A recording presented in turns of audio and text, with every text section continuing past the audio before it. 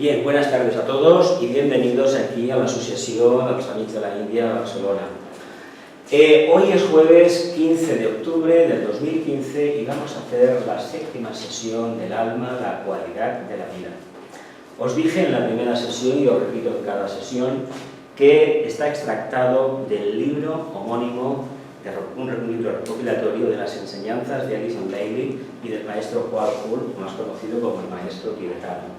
Es un libro que tendrá unas 300 o 400 páginas y es una recopilación de todos los libros del tibetano donde aparece la palabra alma.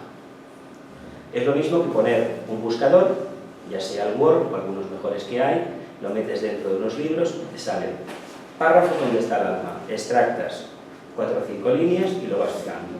Y esto es lo que hizo un grupo de un estudiante de unos años, lo hizo uno y sacó este libro. Antes de este libro recopilatorio, hay que aclarar que hay varios libros que son muy importantes que a lo mejor en el futuro tocamos. Uno es Sirviendo a la Humanidad y otro es Reflexiones sobre esto.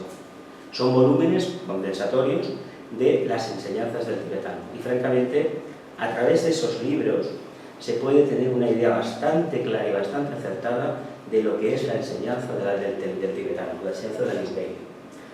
Hay que decir que el tema del alma da para muchísimo. Eso ya lo dije en la primera clase.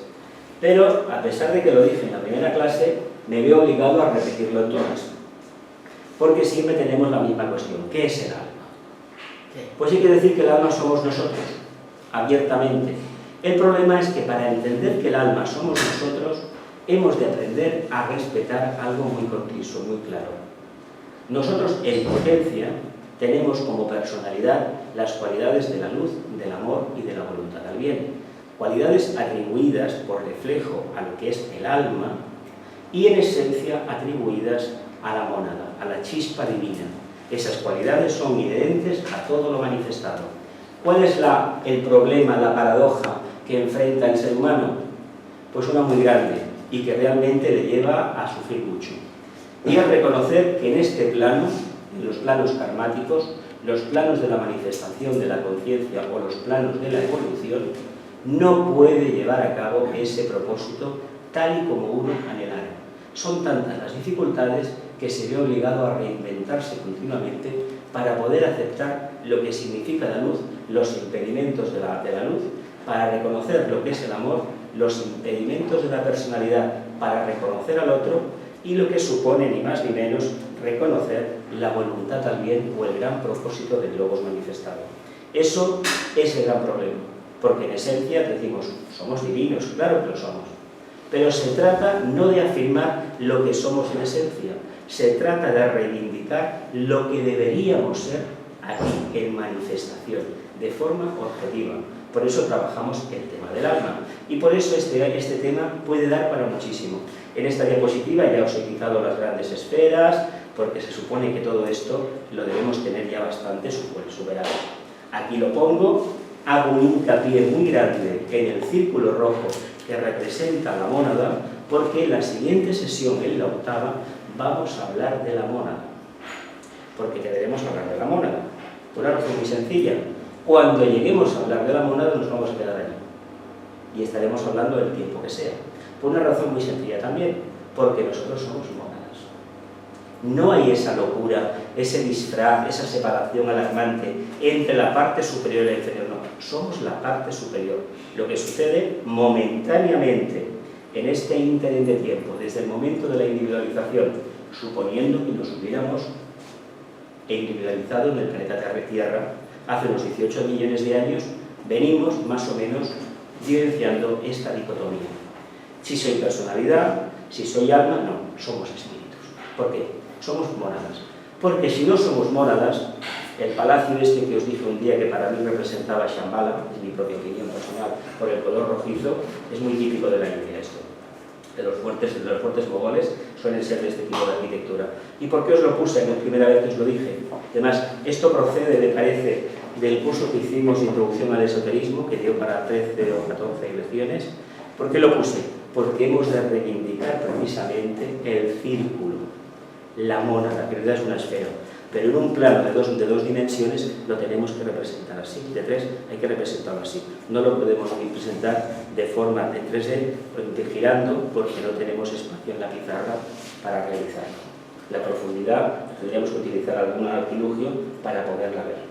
Entonces, ¿por qué tanto reivindicar esto?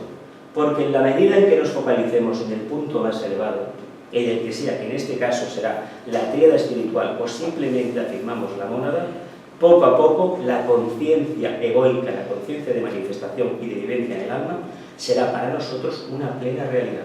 Pero si nos quedamos siempre con las menudencias de la personalidad, de que si soy una personalidad, que si mi vehículo emocional, que si la constitución centenaria del hombre, que si un problema y otro, jamás, es decir, nos va a ser más difícil todavía abocarnos directamente a la parte superior.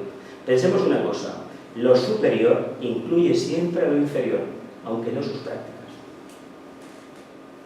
¿Queda como axioma de reflexión? ¿Queda claro? Estas reflexiones son nuevas, no estaban en los anteriores y son también del maestro Picard. Dice, 3 veces surge el llamado a todos los peregrinos que se hallan en el sendero de la vida. Vamos a simplificar. Conócete a ti mismo, conoce el yo y conoce al uno. ¿Qué hemos hablado antes? De la personalidad, del alma y de la chispa divina o espíritu. ¿Hacia dónde nos tenemos que caminar? Hacia el uno. Y las palabras reverberaban en los oídos del adepto, del maestro. Busca aquello que es la causa responsable. Y habiendo conocido al alma y su expresión, la forma busca aquello que el alma revela. ¿Qué os sugiere esta frase mántrica, como de costumbre, con una profundidad increíble, de hondísimo calado, de Juan Jul?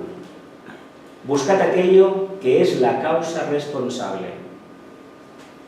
¿Dónde está realmente atesorada la memoria de la evolución nuestra? En la mónada. En la mónada. Si somos una chispa diferenciada, una chispa divina, ahí está la razón de ser nuestra. Ni más ni menos. Pero fijaos lo que dice. Y habiendo conocido al alma y su expresión, la materia, la forma, resulta que la materia es la que se encamina a reconocer lo que el alma vela o revela. Fijaos qué está pasando aquí. Por un lado, desde arriba se está lanzando un hilo, pero cuando ese hilo tímidamente se ha reflejado en la forma de expresión, en la parte objetiva proyecta otro y se quiere unir a la mónada. ¿Sabemos por qué? Porque básicamente espíritu y materia son exactamente lo mismo. Solamente varía en el punto de observación y en lo que respecta a nuestra evolución humana y a la de todo el sistema y de todo el cosmos.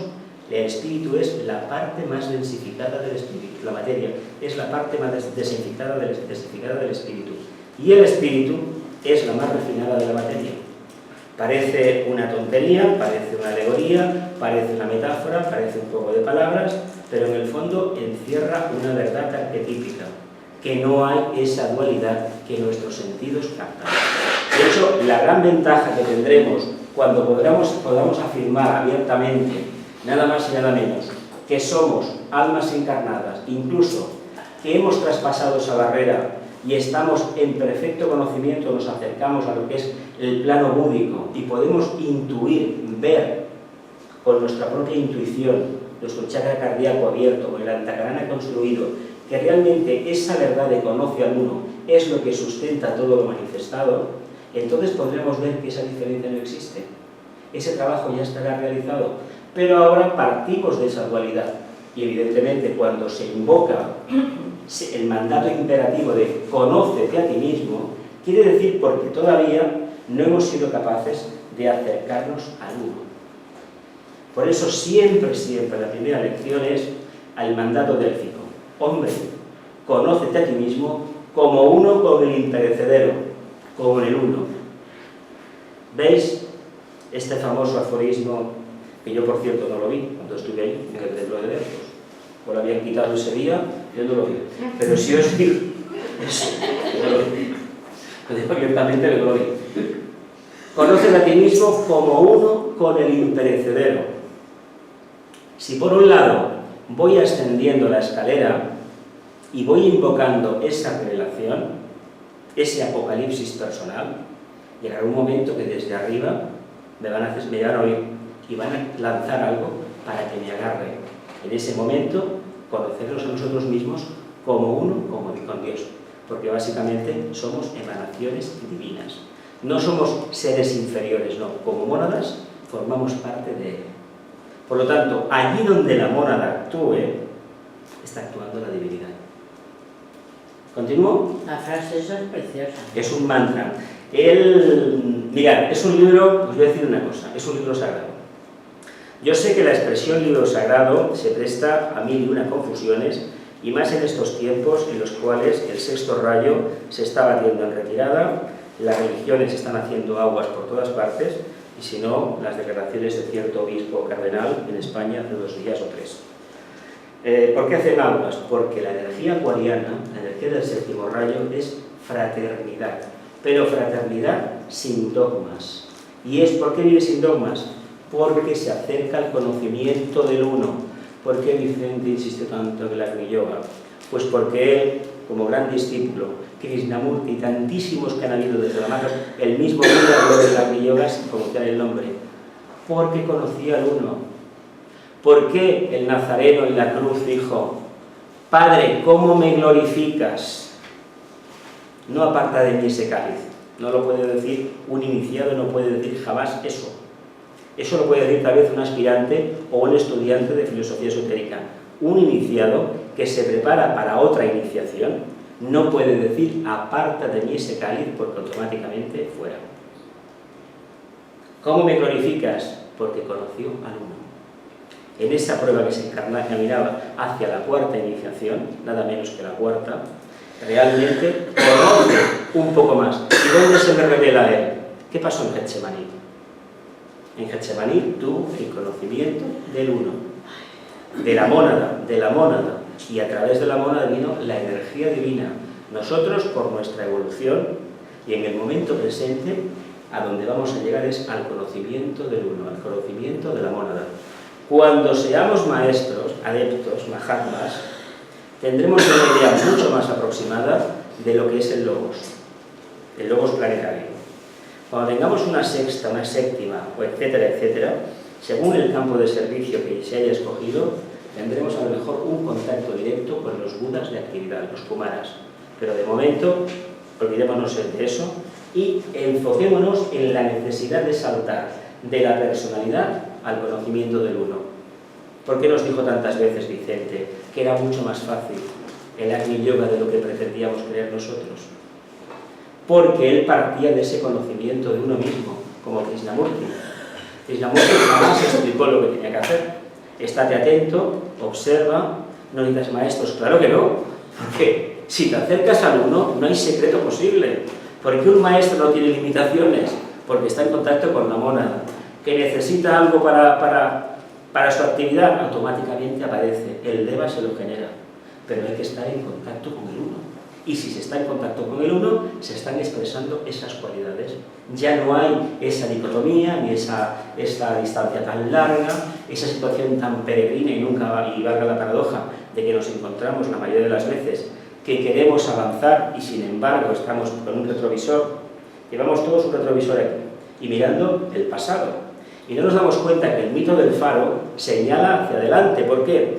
Pues porque aquí hay una tapadera para que la luz no se disipe y no nos cree un mayor espejismo. Porque imaginaos por un momento que fuéramos caminando hacia adelante, la luz hacia adelante y hacia atrás. Lo más sencillo va a ser siempre volver sobre el camino andado, porque es la línea natural de menor resistencia. Y cuando estamos en el proceso de conocernos a nosotros mismos, no nos quepa la menor duda que vamos a recular continuamente, porque es más fácil desandar el camino que emprenderlo, que continuarlo. Porque el camino implica desprenderse automáticamente del conocimiento de uno mismo, a nivel intelectual, a nivel de mente concreta, y dejarnos nada menos que caer en las manos de la completa incertidumbre que representa el uno. ¿Por qué Vicente, Krishnamurti y tantos a lo largo de la historia, los filósofos de la antigüedad, insistían tanto en que el ser humano debía aprender a pensar? ¿Por qué Platón y Sócrates tanto no piensan? ¿Por qué? Porque si pensamos, no vamos a llegar al conocimiento del yo, que se supone que una gran parte de la humanidad y los que estáis aquí ya tenéis en cierta medida. Se trata de que nos encaminemos al conocimiento del uno, de lo que es la verdadera esencia. ¿Cómo va a ser? Precisamente a través del contacto con el plano búdico. Porque el manásico se supone que más o menos lo entendemos, aunque las circunstancias en las que estamos viviendo a veces nos hagan titubear un poco. Pero nuestra meta es el conocimiento del uno. Y aquí tenéis 3 perfectas rosas maravillosas que representan esos 3 estados de conciencia. ¿Sabéis por qué os lo he puesto? Por una razón muy sencilla. Porque las 3 anhelan despertar la conciencia, representan a chakras diferentes. Y sabéis que las flores tienen un perfume. Cada rosa tiene un olor particular, ¿verdad? Hay unas que tienen un olor fantástico, otras que están ahí. Las de invernadero, como son artificiales, el Deva dice que el color se lo da, pero el perfume no. Y es verdad, el Deva no le da el perfume, porque no huele a nada. Pero fijaos qué va a pasar el día que exhalemos el perfume del acercamiento y de la expresión de la mónada. Pues que la propia materia que somos físicamente va a irradiar la energía de la mónada. Va a ser una completa iluminación. No va a suceder hoy ni mañana, y a lo mejor no acabamos el proceso en esta encarnación. Pero no importa, si empezamos a intuir el conocimiento del uno, ya no tenemos ninguna limitación. Esta revelación viene en la 3ª iniciación. Pero que siempre os digo que Capricornio está cerca, a nivel interno, no dentro de 2 meses. A nivel interno, Capricornio es un proceso que tarde o temprano deberemos vivenciar. O bien en esta encarnación, y lo que os recomiendo es que ya que estamos en esta encarnación, empecemos a actuar como si, el mes que viene os diré, si no habéis pedido la iniciación en Escorpio, hacedlo. Porque la crisis hay que reivindicarla. El mito del ave fénix lo debemos tener solucionado. Es conócete a ti mismo. Porque si no, el alma no se manifiesta. Y si queremos llegar a lo de arriba, a lo que tenemos al conocimiento del uno, al plano búdico, no tenemos más remedio que pasar por las pruebas y reivindicarlas abiertamente. Busca aquello que es la causa responsable y, habiendo conocido al alma y su expresión, la forma busca aquello que el alma revela.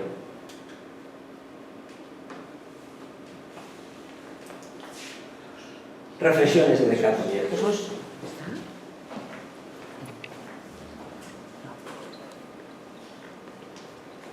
El hombre espiritual es aquel que, habiendo sido a la vez hombre mundano y estudiante ocultista, ha llegado a la conclusión de que detrás de todas esas causas de las cuales se ha ocupado hasta ahora, existe una causa.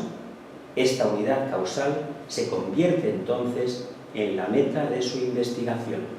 Continuamos reflexionando sobre lo que hemos hablado antes.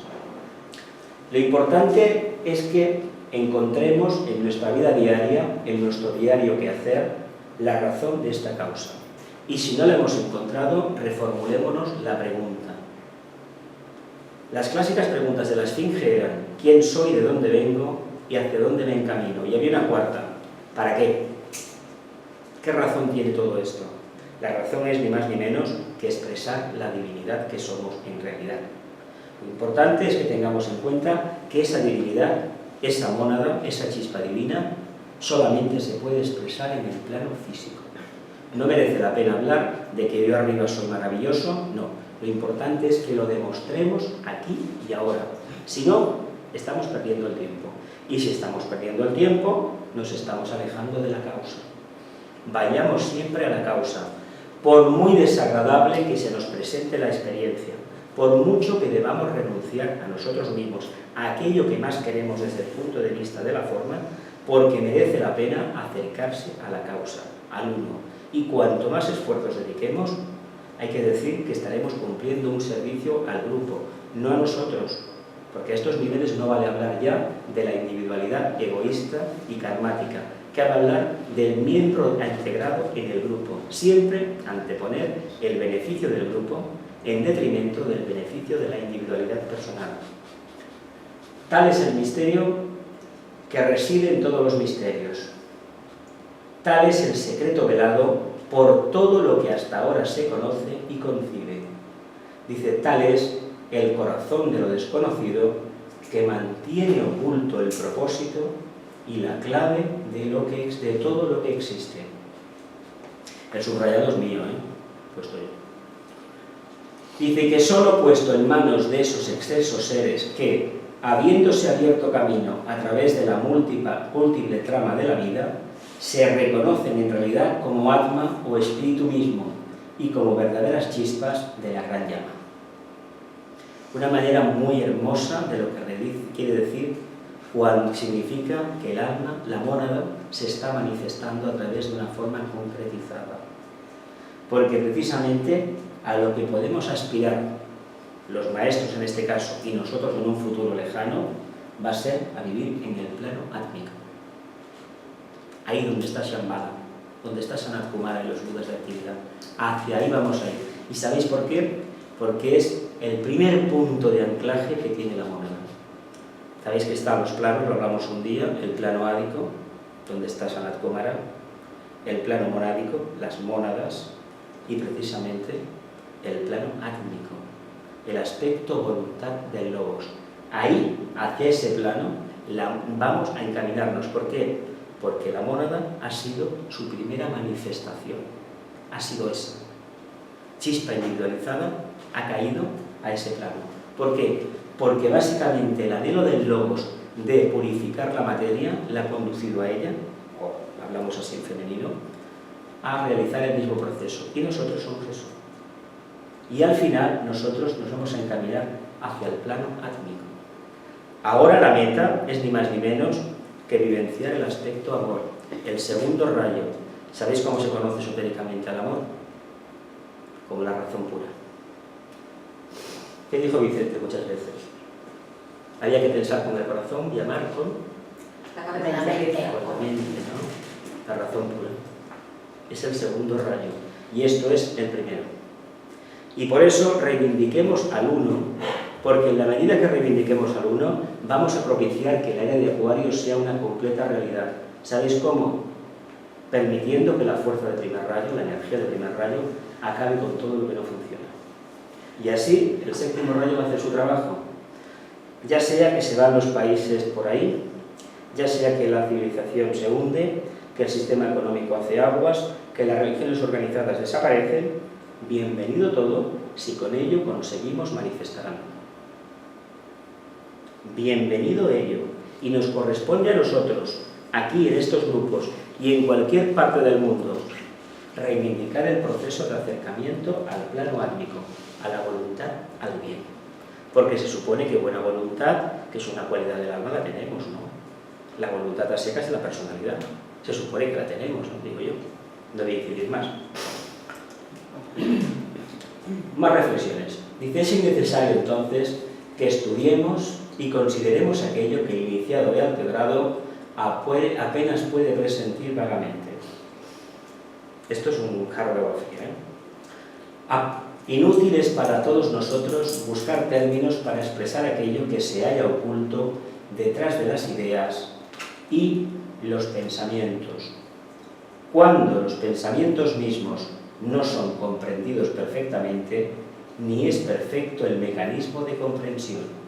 El hombre mismo, una idea grande y específica, no conoce la naturaleza de aquello que intenta expresar. Verdadera paradoja, ¿no?